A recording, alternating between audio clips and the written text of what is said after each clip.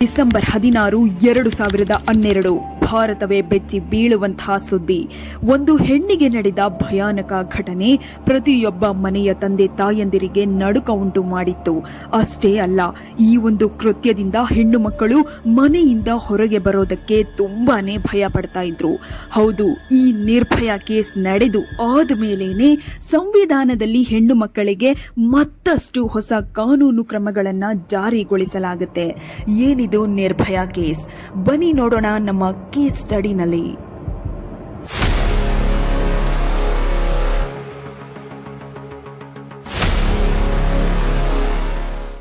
ಅಂದು ಸುಮಾರು ರಾತ್ರಿ 11 ಗಂಟೆ ಆಗಿರಬಹುದು. ಜನರ ಓಡಾಟವೂ ಇಲ್ಲದ ಒಂದು ಜಾಗದಲ್ಲಿ ಒಬ್ಬ ವ್ಯಕ್ತಿ ಗಾಡಿಯಲ್ಲಿ ಹೋಗ್ತಾ ಇರಬೇಕಾದ್ರೆ ಮೈ ಮೇಲೆ ಬಟ್ಟೆಯೇ ಇಲ್ಲದಂತೆ ಇಬ್ಬರು ರಸ್ತೆಯ ಪಕ್ಕದಲ್ಲಿ ಬಿದ್ದಿದ್ದನ್ನ ನೋಡಿ ಭಯಗೊಂಡು ಪೊಲೀಸರಿಗೆ ಕರೆ ಮಾಡ್ತಾನೆ. ವಿಷಯವನ್ನ ತಿಳಿದು ಸ್ಥಳಕ್ಕೆ ಭೇಟಿ ಕೊಟ್ಟ ಪೊಲೀಸರು ತಕ್ಷಣವೇ ಅವರನ್ನ ಪಕ್ಕದಲ್ಲಿ ಇದ್ದ ಆಸ್ಪತ್ರೆಗೆ ಅಡ್ಮಿಟ್ ಮಾಡ್ತಾರೆ. ಇವರಿಬ್ಬರ ಬಗ್ಗೆ ತನಿಖೆ ನಡೆಸಿದ ಪೊಲೀಸರಿಗೆ ಆ ಹುಡುಗಿಯ ಹೆಸರು ಜ್ಯೋತಿ ಸಿಂಗ್, 22 ವರ್ಷದವಳಾಗಿದ್ದು, ಆ ಹುಡುಗನ ಹೆಸರು ಅವಿಂದ್ರ ಪಾಂಡೆ, 25 ವರ್ಷದ ವ್ಯಕ್ತಿ ಅಂತ ಗೊತ್ತಾಗುತ್ತೆ. ಅವಿಂದ್ರ ಪಾಂಡೆ ಚಿಕಿತ್ಸೆ ಕೊಟ್ಟ ಒಂದು ದಿನದಲ್ಲೇ ಸುಧಾರಿಸಿಕೊಳ್ತಾರೆ. ಆದ್ರೆ ಜ್ಯೋತಿಗೆ 10 ದಿನ ಟ್ರೀಟ್ಮೆಂಟ್ ನಲ್ಲಿ ಇದ್ದು 5 ಆಪರೇಷನ್ಸ್ ಮಾಡಿದ್ರು ಕೂಡ ತುಂಬಾನೇ ಕ್ರಿಟಿಕಲ್ ಕಂಡೀಷನ್ ನಲ್ಲಿ ಇರ್ತಾರೆ. ಜ್ಯೋತಿ ಎಷ್ಟು ಸೀರಿಯಸ್ ಆಗಿದ್ರು ಅಂದ್ರೆ, ಪೊಲೀಸರು ಆಕೆಯ ಬಳಿ ನಡೆದ ಘಟನೆಯ ಬಗ್ಗೆ ಪ್ರಶ್ನೆ ಕೇಳೋದಕ್ಕೆ ಮುಂದಾದಾಗ ಜ್ಯೋತಿಗೆ ಮಾತನಾಡೋದಕ್ಕೂ ಆಗ್ತಾ ಇರಲಿಲ್ಲ. ಜ್ಯೋತಿಯ ಈ ಒಂದು ಪರಿಸ್ಥಿತಿಯನ್ನ ನೋಡಿದ ಪೊಲೀಸರು ಸನ್ನೆಯಿಂದ ಮತ್ತು ಮಲ್ಟಿಪಲ್ ಚಾಯ್ಸ್ ಕ್ವಶನ್ಸ್ ಕೇಳೋ ಮುಖಾಂತರ ಸ್ಟೇಟ್ಮೆಂಟ್ ಅನ್ನ ಪಡ್ಕೊಳ್ತಾ ಇದ್ರು. ಪೊಲೀಸರಿಗೆ ಜ್ಯೋತಿ ಕೊಟ್ಟ ಸ್ಟೇಟ್ಮೆಂಟ್ ಇಡೀ ಭಾರತದ ಜನರನ್ನೇ ಬೆಚ್ಚಿ ಬೀಳಿಸುವಂತಹ ಮತ್ತು ಕಲ್ಲನ್ನೇ ಕರಗಿಸುವಂತಹ ಸ್ಟೇಟ್ಮೆಂಟ್ ಆಗಿತ್ತು. ಏನದು ಸ್ಟೇಟ್ಮೆಂಟ್? ಇಲ್ಲಿದೆ ನೋಡಿ. ದೆಹಲಿಯಲ್ಲಿ ಕೆಲಸ ಮಾಡ್ತಾ ಇದ್ದ ಜ್ಯೋತಿಗೆ ಅವಿಂದ್ರ ಪಾಂಡೆ ಎಂಬುವರ ಮೇಲೆ ಪ್ರೀತಿಯಾಗಿ ಇಬ್ಬರು ಸಂತೋಷವಾಗಿ ಇರ್ತಾರೆ. ಆದ್ರೆ ಡಿಸೆಂಬರ್ 16, 2012 ಹೊರಗೆ ಸುತ್ತಾಡಲು ಹೋದ ಇಬ್ಬರು ಒಂದು ಮಾಲ್ಗೆ ಹೋಗಿ ಮೂವಿಯನ್ನ ನೋಡಿದ ನಂತರ ಮನೆಗೆ ಹೋಗಲು ನಿರ್ಧಾರ ಮಾಡ್ತಾರೆ. ರಾತ್ರಿ ಆದ ಕಾರಣ ಅವಿಂದ್ರ ಪಾಂಡೆ ಜ್ಯೋತಿಯನ್ನ ಮನೆಯವರೆಗೂ ಬಿಟ್ಟು ಬರಲು ಮುಂದಾಗಿ ಇಬ್ಬರು ಪಕ್ಕದಲ್ಲೇ ಇದ್ದ ಬಸ್ ನಿಲ್ದಾಣದಲ್ಲಿ ನಿಂತಿರ್ತಾರೆ. ರಾತ್ರಿ 9:30 ಆಗಿದ್ರಿಂದ ಯಾವುದೇ ಗವರ್ಮೆಂಟ್ ಬಸ್ ಹೆಚ್ಚಾಗಿ ಬರ್ತಾ ಇರಲಿಲ್ಲ. ತುಂಬಾ ಹೊತ್ತಿನಿಂದ ಕಾಯ್ತಾ ಇದ್ದ ಇಬ್ಬರು ದೂರದಲ್ಲಿ ಒಂದು ಬಿಳಿ ಬಣ್ಣದ ಪ್ರೈವೇಟ್ ಬಸ್ ಅನ್ನ ನೋಡಿ ಆ ಬಸ್ಸಿಗೆ ಹತ್ತಿ ಬಸ್ಸಿನ ಸೆಂಟರ್ ಸೀಟ್ ನಲ್ಲಿ ಕುಳಿತುಕೊಳ್ತಾರೆ. ಇಲ್ಲಿವರೆಗೂ ನಾರ್ಮಲ್ ಆಗಿದ್ದ ಪರಿಸ್ಥಿತಿ. ಬಸ್ ಯಾವಾಗ ಚಲಿಸಲು ಮುಂದಾಯ್ತೋ ಆಗಲೇ ನೋಡಿ ಎಲ್ಲವೂ ಶುರುವಾಗಿದ್ದು. ಜ್ಯೋತಿಗೆ ಆ ಬಸ್ನಲ್ಲಿ ಚಲಿಸುವಾಗ ತುಂಬಾನೇ ಭಯ ಆಗ್ತಾ ಇತ್ತು. ಯಾಕೆಂದ್ರೆ ಆ ಬಸ್ನಲ್ಲಿ 6 ಜನ ಪುರುಷರನ್ನ ಬಿಟ್ಟು ಬೇರಾವ ವ್ಯಕ್ತಿಯೂ ಇರಲಿಲ್ಲ. ಆ 6 ಜನ ಇವರಿಬ್ಬರನ್ನ ವಿಚಿತ್ರವಾಗಿ ನೋಡ್ತಾ ಇದ್ರು.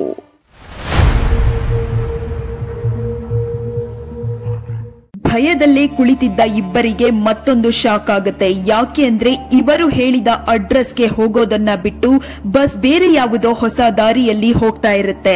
ಇದನ್ನ ಗಮನಿಸಿದ ಅವಿಂದ್ರ ಪಾಂಡೆ ಡ್ರೈವರ್ ಹತ್ರ ಕೇಳೋಕೆ ಹೋದಾಗ ಅವನು ಸರಿಯಾಗಿ ರೆಸ್ಪಾನ್ಸ್ ಮಾಡೋದಿಲ್ಲ.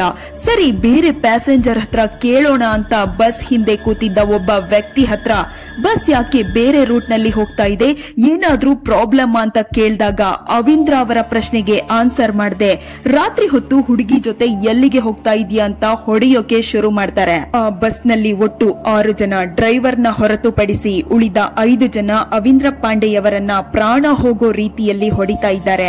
ಬಸ್ ನಲ್ಲಿ ಇದ್ದ ಒಂದು ಕಬ್ಬಿಣದ ರಾಡಿನಿಂದ ಅವಿಂದ್ರ ತಲೆ ಕಾಲು ಅಂತ ನೋಡದೆ ಬಲವಾಗಿ ಹೊಡೆದ ಕಾರಣ ಅವಿಂದ್ರ ಪ್ರಜ್ಞೆ ಇಲ್ಲದ ಸ್ಥಿತಿಗೆ ಹೋಗಬೇಕಾಗತ್ತೆ. ಇಷ್ಟೆಲ್ಲ ಆದ್ರೂ ಬಸ್ ಮಾತ್ರ ಮೂವ್ ಆಗ್ತಾನೆ ಇತ್ತು. ಈಗ ಆ 5 ಜನರ ಕಣ್ಣು ಜ್ಯೋತಿ ಮೇಲೆ ಬೀಳುತ್ತೆ. ಅವಿಂದ್ರನಿಗೆ ಈ 5 ಜನ ಮಾಡಿದ ಕೃತ್ಯವನ್ನ ಭಯದಲ್ಲಿ ನೋಡ್ತಾ ಇದ್ದ ಜ್ಯೋತಿ ತಪ್ಪಿಸಿಕೊಳ್ಳೋಕೆ ಹೋದಾಗ ಆ 5 ಜನ ಸೇರಿ ಜಾಗವನ್ನ ಬಿಡದೆ ಸುತ್ತಲೂ ಆವರಿಸಿಕೊಂಡು ಲಾಕ್ ಮಾಡಿಬಿಡ್ತಾರೆ. ಬಸ್ ಹಿಂದೆ ಇದ್ದ ಬ್ಯಾಕ್ ಸೀಟ್ ಗೆ ಎತ್ಕೊಂಡು ಹೋದ ಇವರು ಜ್ಯೋತಿಯನ್ನ ಆ ಬಸ್ಸಿನ ಉದ್ದವಾದ ಸೀಟ್ ನಲ್ಲಿ ಮಲಗಿಸಿ ಕೈಯನ್ನ ಒಬ್ಬ ಕಾಲನ್ನ ಒಬ್ಬ ಹಿಡಿದುಕೊಳ್ತಾರೆ. ಇಷ್ಟೊತ್ತಲ್ಲಿ ಊರ್ ಸುತ್ತಾಡ್ತಾ ಇದೆಯಲ್ಲ, ನಿಮ್ಮ ಮನೆಯಲ್ಲಿ ಯಾರು ಕೂಡ ಕೇಳೋದಿಲ್ವಾ ಅಥವಾ ನೀನೇನು ಪ್ರಾಸ್ಟಿಟ್ಯೂಟಾ ಅಂತ ಬಾಯಿಗೆ ಬಂದಂತೆ ಕೇಳಿ ಒಬ್ಬ ಜ್ಯೋತಿಯನ್ನ ರೇಪ್ ಮಾಡೋದಕ್ಕೆ ಮುಂದಾಗ್ತಾನೆ. ಇದನ್ನ ತಡೆಯಲು ಮುಂದಾದ ಜ್ಯೋತಿ ಜೋರಾಗಿ ಕೂಗಿಕೊಳ್ತಾರೆ. ಇದರಿಂದ ಮತ್ತಷ್ಟು ಇರಿಟೇಟ್ ಆದ ಅವನು ಜ್ಯೋತಿಗೆ ಕೆನ್ನೆ ಮೇಲೆ ಹೊಟ್ಟೆ ಮೇಲೆ ಜೋರಾಗಿ ಗುದ್ದಿದಾಗ ನೋವನ್ನು ತಡೆಯಲಾಗದೆ ಜ್ಯೋತಿ ಸೈಲೆಂಟ್ ಆಗ್ತಾರೆ. ಈಗ ಒಬ್ಬೊಬ್ಬರಾಗಿ ಜ್ಯೋತಿಯನ್ನ ರೇಪ್ ಮಾಡ್ತಾ ಇದ್ದಾರೆ. ಈ ಸ್ಟೇಜ್ ನಲ್ಲೇ ನೋಡಿ 5 ಜನಕ್ಕೆ ಒಂದು ಕ್ರೂರವಾದ ಯೋಚನೆ ಬಂದಿದ್ದು.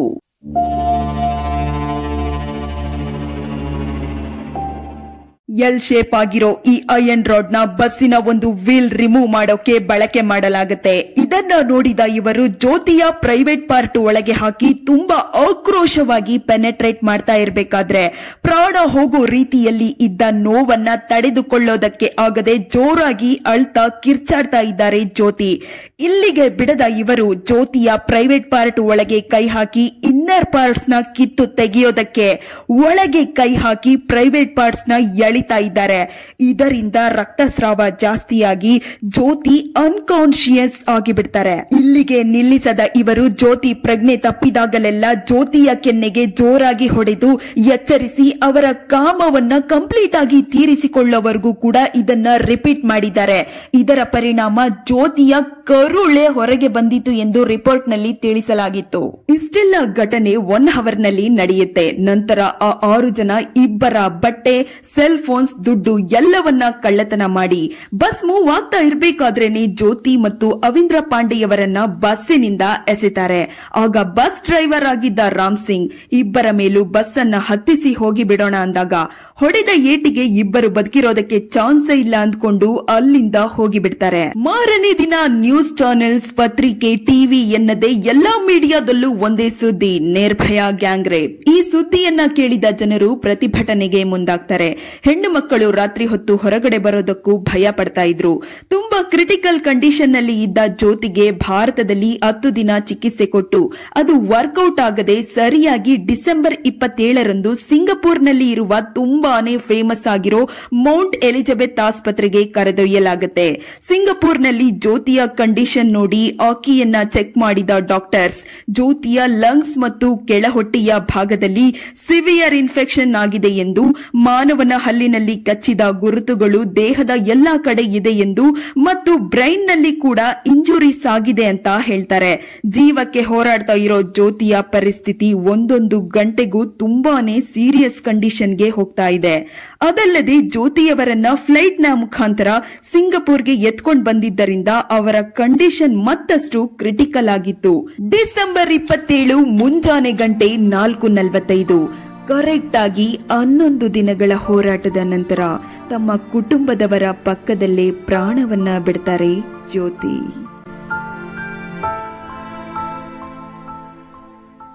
ಇದೇ ನೋಡಿ the rarest of rare case ಆಗಿ ಮಾರ್ಪಟ್ಟ ನಿರ್ಭಯಾ ಕೇಸ್. ಜನರು ನಿರ್ಭಯ ಅನ್ನೋದು ಆಕೆಯ ಹೆಸರು ಅಂತ ಅಂದ್ಕೊಂಡಿರ್ತಾರೆ. ಆದ್ರೆ ಆಕೆಯ ನಿಜವಾದ ಹೆಸರು ಜ್ಯೋತಿ ಸಿಂಗ್ ಅಂತ ಜ್ಯೋತಿಯ ತಾಯಿ ಈ ಘಟನೆ ನಡೆದು 3 ವರ್ಷಗಳು ಆದ ಮೇಲೆ ರಿವೀಲ್ ಮಾಡ್ತಾರೆ. ನಿರ್ಭಯ ಅಂದ್ರೆ ಭಯ ಇಲ್ಲದಿರುವುದು ಎಂದರ್ಥ. ಇಷ್ಟೆಲ್ಲ ಕ್ರೂರವಾಗಿ ನಡೆದ ಘಟನೆಯನ್ನ ನೋಡಿದ ಪೊಲೀಸ್ ಟೀಮ್ ಬೇಗ ತನಿಖೆ ನಡೆಸಿ ವಿತ್ ಇನ್ 24 ಅವರ್ಸ್ ಒಳಗೆ ಇಂಡಿಯನ್ ಹೈವೇ ಸಿಸಿಟಿವಿ ಫುಟೇಜ್ ನ ಸಹಾಯದಿಂದ ಬಸ್ಸಿನ ನಂಬರ್, ಬಸ್ಸಿನ ಕಲರ್ ನ ಪ್ರೂಫ್ ಆಗಿ ಇಟ್ಕೊಂಡು ಅದೊಂದು ಸ್ಕೂಲ್ ಕಾಂಟ್ರಾಕ್ಟ್ ನಲ್ಲಿ ಇದ್ದ ಪ್ರೈವೇಟ್ ಬಸ್ ಅಂತ ಕಂಡು ಹಿಡಿದು ಈ 6 ಜನರನ್ನ ಪತ್ತೆ ಹಚ್ಚಲಾಗುತ್ತೆ. 30 ವರ್ಷದವನಾದ ರಾಮ್ ಸಿಂಗ್, ಅವನ ತಮ್ಮ 26 ವರ್ಷದವನಾದ ಮುಖೇಶ್, 20 ವರ್ಷದವನಾದ ಜಿಮ್ ಮಾಸ್ಟರ್ ಆಗಿದ್ದ ವಿನಯ್ ಶರ್ಮಾ, 19 ವರ್ಷದ ಪವನ್ ಗುಪ್ತಾ, 31 ವರ್ಷದವನಾದ ಅಕ್ಷಯ್ ಮತ್ತು 17 ವರ್ಷದವನಾದ ಮೊಹಮ್ಮದ್ ಒಟ್ಟಾಗಿ ಸೇರಿ 6 ಜನರನ್ನ ಬಂಧಿಸಲಾಗುತ್ತೆ. ಇದರಲ್ಲಿ 3 ಜನರ ಕೈಯಲ್ಲಿ ಜ್ಯೋತಿ ಕಚ್ಚಿದ ಹಲ್ಲಿನ ಗುರುತುಗಳು ಇದೆ ಎಂದು ಪತ್ತೆ ಹಚ್ಚಲಾಗುತ್ತೆ. ನಿಮ್ಮಲ್ಲಿ ಒಂದು ಪ್ರಶ್ನೆ ಬರಬಹುದು, ಬಸ್ಸಿನ ಒಳಗೆ ಇಷ್ಟೆಲ್ಲ ಕ್ರೂರ ಘಟನೆ ನಡೀತಾ ಇದ್ರು ಯಾರು ನೋಡೋದಕ್ಕೆ ಆಗಿಲ್ವಾ ಅಂತ.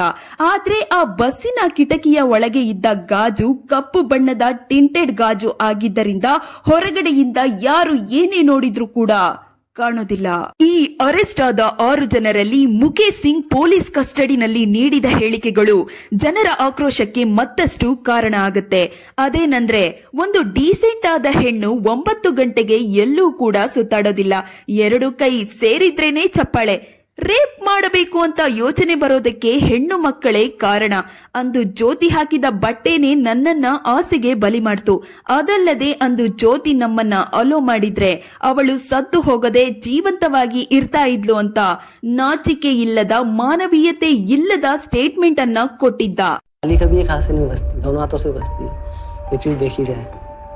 अगर कोई शरीफ लड़की होती है रात को 9 बजे 5 ನಿಮಿಷದ ಸುಖಕ್ಕಾಗಿ ಆಸೆ ಪಟ್ಟು ಒಂದು ಅಮಾಯಕ ಯುವತಿಯನ್ನ ಕ್ರೂರವಾಗಿ ಅತ್ಯಾಚಾರ ಮಾಡಿ ಕೊಲೆ ಮಾಡಿದ ಪ್ರಕರಣದಲ್ಲಿ ಈ 6 ಜನರನ್ನ ಬಂಧಿಸಲಾಗುತ್ತೆ. ಅದರಲ್ಲಿ ಬಸ್ ಚಾಲಕನಾಗಿದ್ದ ರಾಮ್ ಸಿಂಗ್ ಮಾರ್ಚ್ 11, 2013 ತಾನು ಇದ್ದ ಜೈಲಿನಲ್ಲೇ ಆತ್ಮಹತ್ಯೆ ಮಾಡಿಕೊಳ್ತಾನೆ. ಪೊಲೀಸ್ನವರೇ ರಾಮ್ ಸಿಂಗ್ ನ ಹೊಡೆದು ಕೊಂದಿರಬಹುದು ಅಂತ ಒಂದು ಪೆಟಿಷನ್ ಬರುತ್ತೆ. ಅವನು ಸತ್ತಿದ್ದೇ ಒಳ್ಳೇದಾಯ್ತು ಅಂತ ಗವರ್ಮೆಂಟ್ ಅವರು ಈ ಪಿಟಿಷನ್ ಅನ್ನ ರದ್ದು ಮಾಡ್ತಾರೆ. ಇಲ್ಲಿ ಅರಗಿಸಿಕೊಳ್ಳೋಕೆ ಆಗದ ವಿಚಾರ ಏನಂದ್ರೆ, ಪ್ರಕರಣದಲ್ಲಿ ಭಾಗಿಯಾಗಿದ್ದ ಮೊಹಮ್ಮದ್ ಎಂಬಾತನನ್ನ 17 ವರ್ಷದ ಬಾಲಕ ಅಂದ್ರೆ ಮೈನರ್ ಅಂತ ಕನ್ಸಿಡರ್ ಮಾಡಿ ಜಸ್ಟ್ 3 ವರ್ಷ ಜೈಲು ಶಿಕ್ಷೆಯನ್ನಷ್ಟೇ ಕೋರ್ಟ್ ನೀಡಿತ್ತು. ಆದ್ರೆ ಆತ 2017ರಲ್ಲಿ ರಿಲೀಸ್ ಆಗಿ ಆರಾಮಾಗಿ ಜನರ ನಡುವೆ ಬದುಕ್ತಾ ಇದ್ದಾನೆ. ಜಸ್ಟ್ ಒಂದೇ 1 ವರ್ಷ ಮತ್ತು ಮೈನರ್ ಅನ್ನೋ ಕಾನ್ಸೆಪ್ಟ್ ಅವನನ್ನ ಹೇಗೆ ಕಾಪಾಡಿದೆ ನೋಡಿ. ಈ ನಿರ್ಭಯ ಕೇಸ್ ನಡೆದು ಆದ ಮೇಲೆ ಹೆಣ್ಣು ಮಕ್ಕಳಿಗಾಗಿ ಹೊಸ ರೀತಿಯ ಕಾನೂನು ಕ್ರಮಗಳು ಜಾರಿಗೆ ಬರುತ್ತೆ. ನಿರ್ಭಯ ಆಕ್ಟ್ ಅಂತಾನೆ ಒಂದು ಅಮೆಂಡ್ಮೆಂಟ್ ಅನ್ನ ರೂಪಿಸಲು ಈ ನಿರ್ಭಯ ಕೇಸ್ ಕಾರಣ ಅಂತಲೇ ಹೇಳಬಹುದು. ಮಾರ್ಚ್ 2013 ಈ ಕಾಯ್ದೆಗಳು ಜಾರಿಗೆ ಬರುತ್ತೆ. Section 326A, section 326B, section 354A, section 354B, section 354C, section 354D ಅಡಿಯಲ್ಲಿ ಹೆಣ್ಣು ಮಕ್ಕಳಿಗಂತಲೇ ಸ್ಟ್ರಿಕ್ಟ್ ಆದ ನಿಯಮಗಳನ್ನ ರೂಪಿಸಲಾಗುತ್ತೆ. ಮಾನವೀಯತೆ ಇಲ್ಲದೆ ರೇಪ್ ಮಾಡಿ ಜೈಲಿನಲ್ಲಿ ಚೆನ್ನಾಗಿ ತಿನ್ಕೊಂಡಿದ್ದ ಉಳಿದ ಈ 4 ಜನಕ್ಕೆ ಯಾವಾಗ ಗಲ್ಲು ಶಿಕ್ಷೆ ಆಗುತ್ತೆ ಅಂತ ಜನರು ಕಾಯ್ತಾ ಇದ್ರು. ಜನರ ನಿರೀಕ್ಷೆಗೆ ಮತ್ತು ಜ್ಯೋತಿಯ ಸಾವಿಗೆ ನ್ಯಾಯ ಸಿಗಬೇಕು ಎಂದು ಮಾರ್ಚ್ 2020ರಲ್ಲಿ ತಿಹಾರ್ ಜೈಲಿನಲ್ಲಿದ್ದ ಈ 4 ಜನಕ್ಕೆ ಪೊಲೀಸ್ನವರು ನಿಮ್ಮ ಕೊನೆಯ ಆಸೆ ಏನು ಅಂತ ಕೇಳ್ತಾರೆ. ಭಯದಲ್ಲಿ ಆ 4 ಜನ ಏನು ರೆಸ್ಪಾನ್ಸ್ ಮಾಡಲೇ ಇಲ್ಲ. ನಂತರ ಆ 4 ಜನಕ್ಕೆ ಸೆಪರೇಟ್ ಆಗಿ ಗಲ್ಲಿಗೇರಿಸಲು ಸಿದ್ಧತೆ ನಡೆಸಲಾಗುತ್ತೆ. ಇದನ್ನ ನೋಡಿದ ಜಿಮ್ ಮಾಸ್ಟರ್ ಆಗಿದ್ದ ವಿನಯ್ ಶರ್ಮಾ ಕಿರ್ಚಾಡಿ ಕೂಗಾಡಿ ಪೊಲೀಸರ ಕಾಲನ್ನ ಹಿಡಿದು ಬೇಡಿಕೊಳ್ತಾನೆ. ಇದೇ ರೀತಿ ತಾನೇ ಜ್ಯೋತಿಯವರು ಬೇಡಿಕೊಂಡಿರಬಹುದು. ಅಂದು ಸರಿಯಾಗಿ 5:30 4 ಜನರನ್ನ ಗಲ್ಲಿಗೇರಿಸಲಾಗುತ್ತೆ. ಜ್ಯೋತಿಯ ಸಾವಿಗೆ ಒಂದು ನ್ಯಾಯ ಸಿಕ್ತು ಅಂತ ತಿಹಾರ್ ಜೈಲಿನ ಮುಂದೆಯೇ ಜನರು ಪಟಾಕಿಯನ್ನ ಹಚ್ಚಿ ಸೆಲೆಬ್ರೇಟ್ ಮಾಡ್ತಾರೆ. ಎಷ್ಟೇ ಕೇಸ್ಗಳು ಬಂದು ಹೋದ್ರೂ ಈ ನಿರ್ಭಯ ಕೇಸ್ ಒನ್ ಆಫ್ ದ ಕ್ರೂರವಾಗಿ ನಡೆದ ಕೇಸ್ ಅಂತ ಕನ್ಸಿಡರ್ ಮಾಡಲಾಗುತ್ತೆ. ಈ ರೀತಿಯ ಘಟನೆಗಳು ಈಗಲೂ ಕೂಡ ನಮ್ಮ ಸಮಾಜದಲ್ಲಿ ನಡೀತಾನೆ ಇದೆ. ನಮ್ಮ ಬಗ್ಗೆ ನಾವೇ ಎಚ್ಚರಿಕೆಯಿಂದ ಇರಬೇಕು. ಸೊ ಹೆಣ್ಣು ಮಕ್ಕಳೇ ಆಗಿರಲಿ, ಗಂಡು ಮಕ್ಕಳೇ ಆಗಿರಲಿ, ಹುಷಾರಾಗಿರಿ.